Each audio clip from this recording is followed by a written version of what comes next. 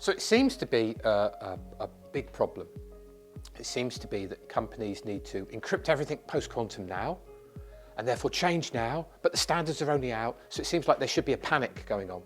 But it turns out that most documents haven't got a very long longevity, and you're taking a risk on when you think a quantum computer will come along. So if you think a quantum computer is not going to come along for 20 years, who cares? You're going to be retired by then, it's fine. Whereas if you think it's going to come along in 2 or 3 years, you need to panic. So there's a kind of a risk profile going forward of when you think a quantum computer is going to come along. And then you've kind of got the risk profile of your documents, and most documents do not have a long longevity.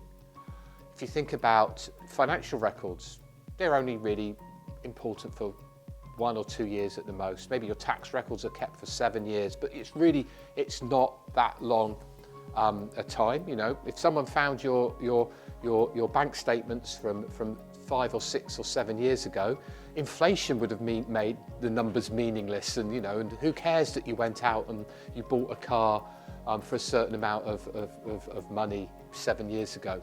You don't feel this is really private information anymore. So most documents, you have this curve of when you think a quantum computer will come along, and you have a curve of when you think how long you need to secure documents for.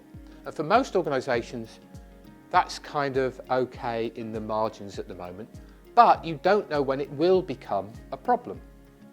So organizations now need to be in a position of preparing to change their cryptography to be post-quantum.